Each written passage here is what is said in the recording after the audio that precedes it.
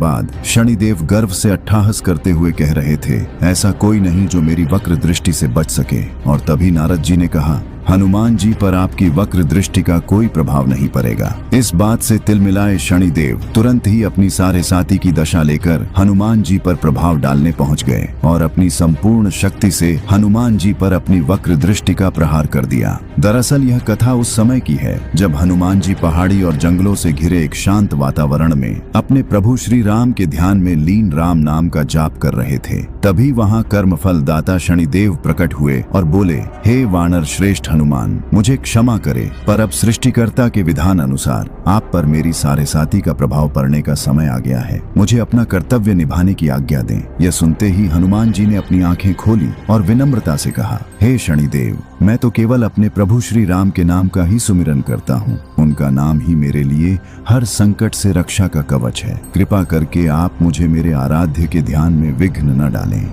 इस पर शनिदेव बोले, हे हनुमान, मैं विधि के विधान से बंधा हूँ, इसे कोई नहीं टाल सकता। आपको मेरे प्रभाव को सहना ही होगा। हनुमान जी मुस्कुराए और कहा, ठीक है शनिदेव, जैसी आपकी इच्छा। यह सुनते ही शनिदेव हनुमान जी के मस्तक पर सवार हो गए और ठहाके मारकर हंसने लगे। लेकिन तभी कुछ ऐसा हुआ कि शनिदेव हनुमान जी के सामने गिड़गिड़ाने लगे। असल में जैसे ही शनिदेव हनुमान जी के सर पे सवार हुए, हनुमान जी ने अपने शरीर को विशाल पर्वतों जैसा बढ़ाना शुरू कर दिया। उनका आकार इतना विशाल हो गया कि शनिदेव उनके शरीर में बुरी तरह फंस गए और उन्हें हिलने तक की जगह नहीं मिली। शनिदेव कुछ समझ पाते इससे पहले ही हनुमान जी ने आसपास के सभी पहाड़ों को उठाकर अपने सर पर रखने लगे। वे अपना शरीर विशाल करते और जितने पर्वत दिखते उसे सर पर रखते जाते। इससे शनिदेव बहुत ही परेशान हो गए। पर्वतों के बोझ से उन्हें असहनीय पीड़ा होने लगी। यह सब शनिदेव के लिए असहनीय तो था ही, और अब हनुमान जी ने अपनी विशाल गदा को घुमाते हुए एक पर्वत से दूसरे पर्वत पर